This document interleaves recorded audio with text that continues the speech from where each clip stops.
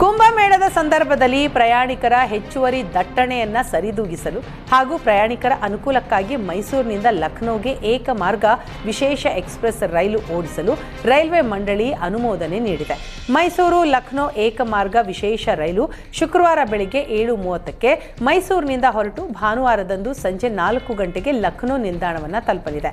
ಈ ರೈಲಿನ ಪ್ರತಿ ನಿಲ್ದಾಣದ ವೇಳಾಪಟ್ಟಿ ಮತ್ತು ಟಿಕೆಟ್ ಬುಕಿಂಗ್ ಬಗ್ಗೆ ಹೆಚ್ಚಿನ ಮಾಹಿತಿಗಾಗಿ ಪ್ರಯಾಣಿಕರು ಅಧಿಕೃತ ಭಾರತೀಯ ರೈಲ್ವೆ ಜಾಲತಾಣಕ್ಕೆ ಭೇಟಿ ನೀಡಿ ಅಥವಾ ಸಹಾಯವಾಣಿ ಸಂಖ್ಯೆ 139ಕ್ಕೆ ಕರೆ ಮಾಡುವ ಮೂಲಕ ಮಾಹಿತಿ ಪಡೆದುಕೊಳ್ಳಬಹುದಾಗಿದೆ. ರಾಮನಗರದಲ್ಲಿ ನಗರಸಭೆ ಸ್ವಚ್ಛ ಮಾಡಿಸಿದ ಸ್ಥಳಕ್ಕೆ ವಕ್ಫ್ ಬೋರ್ಡ್ ಬೇಲಿ ಹಾಕಿದೆ. ತಾಲೂಕು ಕಚೇರಿ ಪಕ್ಕದಲ್ಲೇ ಇರೋ ಜಾಗದಲ್ಲಿ ಗಿಡಗಂಟೆಗಳು ಬೆಳೆದಿದ್ವು. ಇದನ್ನ ನಗರಸಭೆ ಸ್ವಚ್ಛ ಮಾಡಿಸಿತ್ತು. ಈ ಬೆನ್ನಲ್ಲೇ ವಕ್ಫ್ ಬೋರ್ಡ್ ಈ ಜಾಗ ತಮ್ಮದು ಅಂತ ಬೇಲಿ ಹಾಕಿದೆ. ಇದರಿಂದ ರೊಚ್ಚಿಗೆದ್ದ ಹಿಂದೂ ಸಂಘಟನೆಗಳು ಇದು ಸರ್ಕಾರಿ ಖರಾಬು ಭೂಮಿ, ಹೀಗಾಗಿ ಹಾಕಿದ ಬೇಲಿಯನ್ನ ತೆಗೆಯುವಂತೆ ಪಟ್ಟು ಹಿಡಿದಿದೆ. ಅಲ್ಲದೆ ಹೋರಾಟಕ್ಕೆ ಸಜ್ಜಾಗಿದೆ. ಅಹಿತಕರ ಘಟನೆ ನಡೆಯದಂತೆ ಪೊಲೀಸರು ಕಟ್ಟೆಚ್ಚರ ವಹಿಸಿದ್ದಾರೆ. ಹುಬ್ಬಳ್ಳಿಯ ಚಿಟಗುಪ್ಪಿ ಸರ್ಕಾರಿ ಆಸ್ಪತ್ರೆಯ ವೈದ್ಯರು ಒಂದೇ ವಾರದಲ್ಲಿ 3 ಕ್ಲಿಷ್ಟ ಶಸ್ತ್ರಚಿಕಿತ್ಸೆಗಳನ್ನು ಮಾಡುವಲ್ಲಿ ಯಶಸ್ವಿಯಾಗಿದ್ದಾರೆ.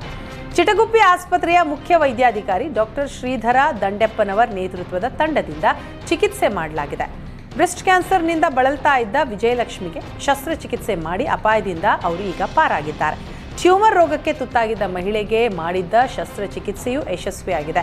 ಇನ್ನೊಂದು ಮಹಿಳೆಯ ದೇಹದಲ್ಲಿ ಬೆಳೆದಿದ್ದ 5 ಕೆಜಿ ಗಡ್ಡೆಯನ್ನು ವೈದ್ಯರು ಯಶಸ್ವಿಯಾಗಿ ಹೊರತೆಗೆದಿದ್ದಾರೆ. ಈ ಬಗ್ಗೆ ಪಾಲಿಕೆ ಮುಖ್ಯ ವೈದ್ಯಾಧಿಕಾರಿ ಡಾಕ್ಟರ್ ಶ್ರೀಧರ್ ದಂಡೆಪ್ಪನವರ್ ಪ್ರತಿಕ್ರಿಯೆ ಕೊಟ್ಟಿದ್ದು, ಲ್ಯಾಪ್ರೋಸ್ಕೋಪಿ ತಂತ್ರಜ್ಞಾನ ಬಳಸಿ ಸರ್ಜರಿ ಮಾಡಲಾಗ್ತಾ ಇದೆ ಅಂತ ಹೇಳಿದರು. ಚಿಟಗುಪ್ಪಿ ಆಸ್ಪತ್ರೆ ವೈದ್ಯರ ಕಾರ್ಯಕ್ಕೆ ಜನರು ಮೆಚ್ಚುಗೆ ವ್ಯಕ್ತಪಡಿಸ್ತಾ ಇದ್ದಾರೆ.